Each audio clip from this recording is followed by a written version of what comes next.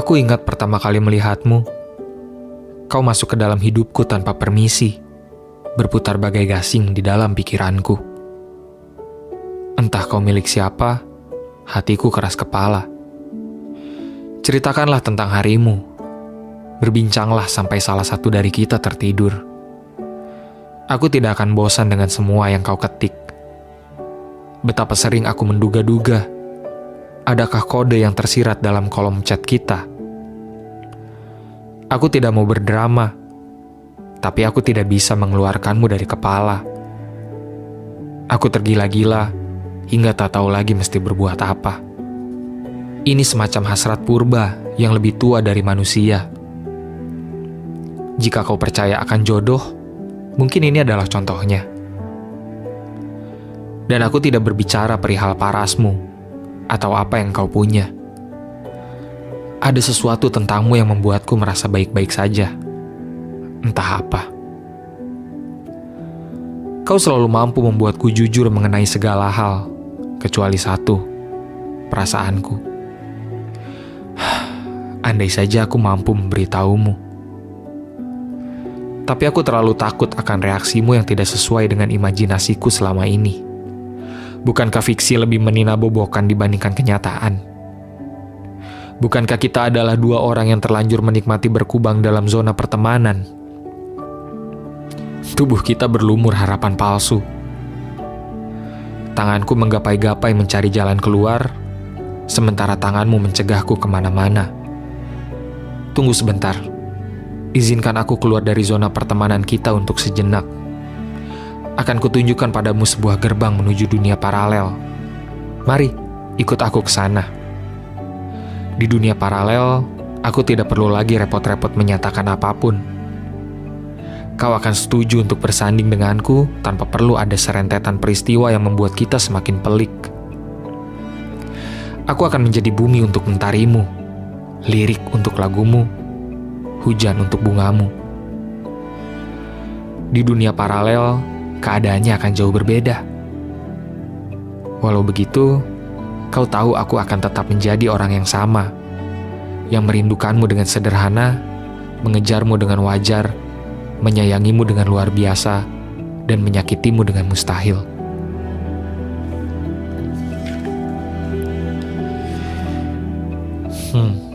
Apakah tangis masih menghiasi pelupuk matamu? Apakah lara masih menaungi keseharianmu? Aku harap kau belajar lagi berbahagia. Jangan khawatir mengenai kabarku. Aku masih mencoba untuk baik-baik saja. Memamerkan senyum palsu untuk seorang badut sepertiku adalah hal biasa. Mana berani aku menjatuhkan hati di sebelahmu. Aku yang hanya bertugas menghibur negeri dongeng ini sudah cukup bersyukur dengan apa yang kita punya. Meski hanya sejenak, sebelum akhirnya sesosok sempurna dengan kuda putihnya membawamu pergi lagi dan lagi. Betapa kau riang setiap kali aku menghiburmu dengan hidung tomat dan wajah bercat putihku. Tawamu lepas, mata coklatmu berbinar. Sial. Beruntung sekali dirinya bisa sewaktu-waktu menatap mata yang seakan tercipta untuknya itu. Ketidaktegasan adalah sesuatu yang ada di antara kau dan aku. Kurang ajarkah jika hatiku berharap lebih setiap kali kau menyandarkan kepala lelahmu di bahuku? Kau memang mahir menuai harapan di hatiku. Menaruh harapan padamu seakan menggenggam duri-duri di batang mawar, membuatku berdarah. Tapi aku tak kunjung pergi. Bak orang dungu, aku bisikan lagi kata-kata rindu, menitipkannya di ketiak malam, sebelum rindu itu terlampir pagi hari di depan pintu kamarmu. Kau tersipu, membalas rinduku dengan senyuman. Ya, sebatas senyuman. Aku tidak pernah tahu di mana sebenar-benarnya perasaanmu bermukim. Menyayangimu adalah soal keikhlasan. Bukan keikhlasan untuk terus-terusan diberi harapan semu, melainkan keikhlasan untuk menyadari bahwa memang seharusnya kau berhak bahagia. Urusan apakah aku yang membuatmu bahagia atau bukan, itu tak jadi soal. Aku harap hari ini kau baik-baik saja. Aku harap kau mengerti arti diamku. jangan risau. Aku sudah dan akan selalu bisa berpura-pura tersenyum. Tugasku menghibur dunia, tidak kurang dan tidak lebih. Aku hanya sedikit kecewa. Kau tidak bisa menjadi seseorang yang membuat seorang badut sepertiku tersenyum sungguhan.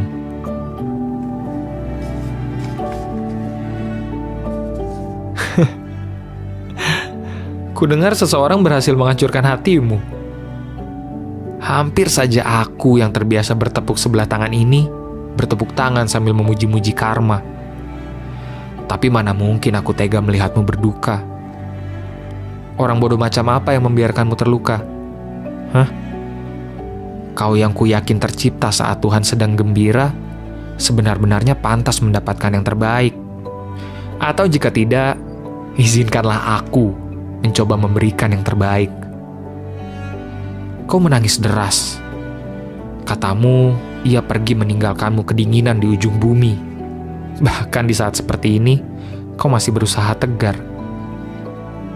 Kita sama, entah terlalu pintar menyembunyikan perasaan, atau terlalu bodoh untuk menyatakannya. Sudahlah. Sesekali tak apa menjadi manusia biasa. Wajar untuk terluka, untuk membutuhkan tempat bersandar, untuk tidak baik-baik saja. Bahkan orang terkuat di muka bumi pun pernah berkabung. Sembuh itu butuh waktu, bukan paksaan. Saat semua tidak berjalan semestinya, kita bisa mengangkat tangan untuk menyerah atau mengangkat tangan untuk berdoa. Kuharap kau memilih yang kedua. Ayolah, hentikan isakanmu. Apa harus memprioritaskan orang yang hanya menjadikanmu pilihan? Hei, kau bukan pilihan ganda. Dia bukan jawaban. Dan hidup kalian bukan kertas ujian. Bukan rejeki dia, tapi rejekimu untuk kelak dapat seseorang yang bisa memprioritaskanmu. Yang tidak punya hati jangan dimasukkan dalam hati. Yang tidak punya perasaan, jangan dibawa perasaan. Yang main-main tidak perlu dianggap serius. Kalau kau sedang rapuh, simpan sejenak hatimu. Biarkan proses dalam waktu menyembuhkan. Perasaan memang tidak bisa diburu-buru, tapi juga jangan berlama-lama meratapi seseorang yang tidak bisa menghargaimu. Dekatkan dirimu pada orang-orang yang membuatmu bahagia. Merekalah yang harus kau jaga. Yang lainnya hanya menumpang lewat. Jadi, sebelum menoleh lagi ke belakang, pastikan kau lihat seseorang yang menantimu di depan.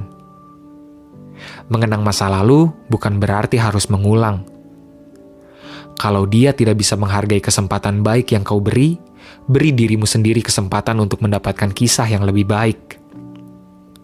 Karena yang benar-benar peduli akan menghentikan air matamu jatuh, bukan membuat air matamu jatuh. Ketahuilah, beberapa tangan melepaskan genggamannya saat hidupmu bertambah sulit agar tanganmu kosong dan bisa digenggam oleh seseorang yang takkan pernah melepaskanmu.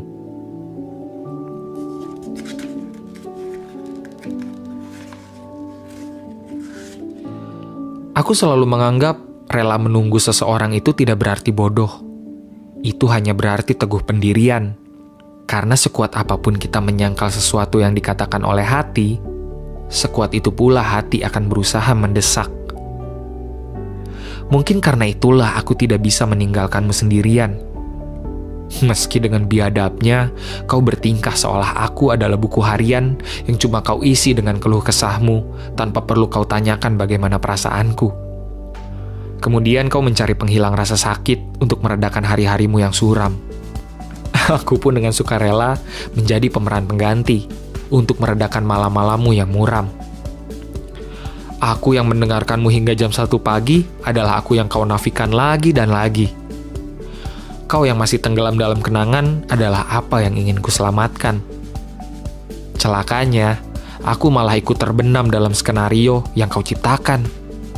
Dan kita menjadi terbiasa untuk pura-pura tertawa. Padahal, kau dan aku tahu, aku mendambakanmu yang mendambakannya.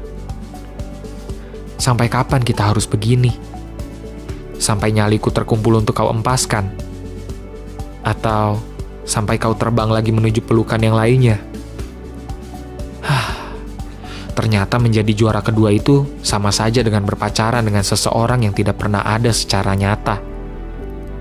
Kalau kau benar-benar menyayangiku, kau takkan menjadikanku juara kedua dari sejak awal. Menyebalkan. Aku ingin kau rindukan. Aku ingin kau kejar. Aku ingin kau buatkan puisi. Lalu, aku akan bertingkah tak peduli, agar kau tahu rasanya jadi aku.